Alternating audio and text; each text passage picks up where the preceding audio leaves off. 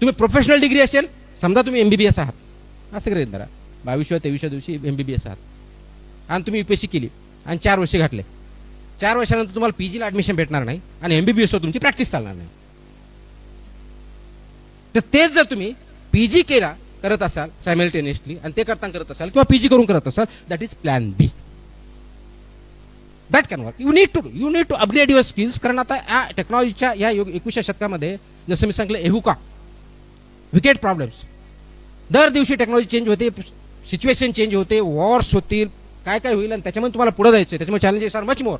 मग ते जर करायचं असेल तर you should be ready with your capabilities and skills to get at least a job. Job तर घ्यावं लागेल ना. जॉबशिवाय तर तुम्ही आणि मी जगू शकणार नाही अनलेस तुमच्या अँसेस्टरने भरपूर प्रॉपर्टी कमवून ठेवलेली असेल किंवा असेल, ते सोडलं तर. म्हणजे मी UPSC मध्ये काय गेलो पहिलं तर जॉब पाहिजे म्हणून गेलो. Let me very clear. त्यावेळेस मी काय खूप मोठा असं काहीतरी करेल म्हणून या दृष्टीनं. आणि मग मला जॉब पाहिजे तर सर्वात बेस्ट जॉब काय, तर भावांनी माझ्या मोठ्या भावाने सांगितलं की कलेक्टर असतो सर्वात मोठा जॉब म्हणून केलं. That is the beginning of my IAS कडे बघण्याचा दृष्टिकोन. IAS काय माहित नव्हतं. बट वन्स यू जॉब आल्यानंतर तुम्ही काय करता हा महत्वाचा मुद्दा आहे. म्हणून प्लॅन बी असा पाहिजे, काय पाहिजे. मग तुम्ही म्हणा की स्किल्स पाहिजेत का. येस. तुम्हाला प्रोफेशन कोणतं करायचं आहे, तुमची ॲप्टिट्यूड काय आहे, तुम्हाला कोणत्या गोष्टी आवडतात. आता काही जणांना इंडिव्हिज्युअल लाईफ आवडतं, कुणाला सोशल लाईफ आवडतं, कुणाला अगदी टेक्निकल फील्डमध्ये काम करायचे असतं, त्यांनी बिलकुल करावं. कुणाला उद्योजक व्हायचं असतं, बिलकुल करावं. कुणाला समाज याच्यामध्ये करायचं असतं, पब्लिक सर्व्हिस आहे, पॉलिटिशियन आहे, NGOज आहे, many fields are there, many fields. म्हणजे आता सर्वात श्रीमंत जगातला सर्वांना माहिती माणूस कोण आहे, राईट.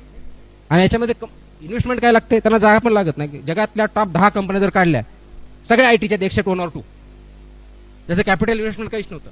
म्हणजे फेसबुक सारखी कंपनी, राईट. तर ही जी टेक्नॉलॉजी आहे त्याच्यामुळे तुम्हाला स्किल बेस तुमचा डेव्हलप करावा लागेल. म्हणजेच काय, तुमची कॅपॅसिटी पाहिजे.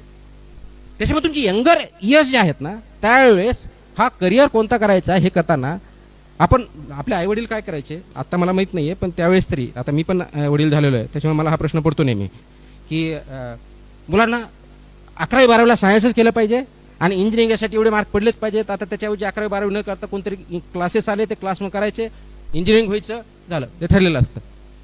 पण मुलामध्ये कोणत्या स्किल्स आहे, त्याच्या आवडीनिवडी काय आहे ते आपण बघतच नाही.